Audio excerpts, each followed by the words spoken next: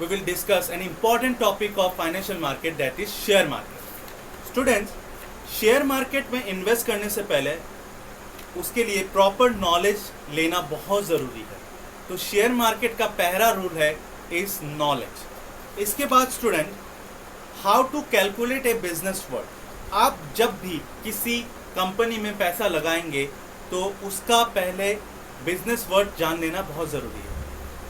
Generally share market में क्या होता है कि अगर किसी कंपनी का शेयर बहुत डाउन हो जाता है तो लोग उस शेयर्स को खरीदना बंद कर देते हैं. लेकिन जो बहुत इंटेलिजेंट इन्वेस्टर है वो क्या करते हैं, उसी समय उस कंपनी के बिजनेस वर्थ को कैलकुलेट करके उस शेयर को खरीद लेते हैं, और जब उस शेयर का प्राइस बढ़ जाता है तो उसको सेल करके प्रॉफिट अर्न करते हैं. तो इसके लिए बिजनेस वर्थ को कैलकुलेट करना किसी भी कंपनी का बहुत ज़रूरी है. Then when to invest.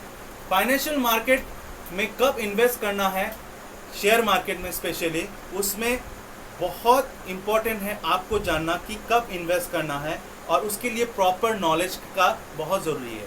और जब भी टाइम सही है, जब भी फाइनेंशियल मार्केट में, शेयर मार्केट में अगर आपको प्रॉपर नॉलेज आ गया है कि किस कंपनी में आपको किस तरह से इन्वेस्ट करना है, तो उसी समय आपको इन्वेस्ट करना है. और इन्वेस्ट करने के लिए आपको पीई रेशियो जानना बहुत ज़रूरी है. That is, PE ratio means the price to earning ratio.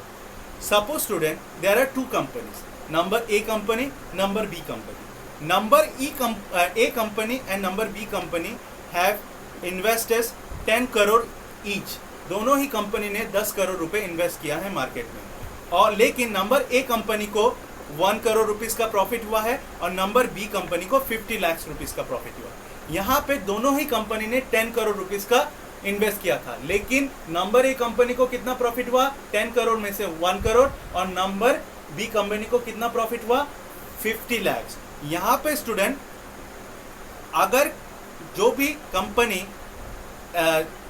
ज़्यादा प्रॉफिट कर रहा है, सपोज लो नंबर ए, उसको 1 करोड़ रुपीस 10 करोड़ में से प्रॉफिट हो रहा है, तो विद इन 10 ईयर्स वो बहुत ज़्यादा प्रॉफिट करेगा.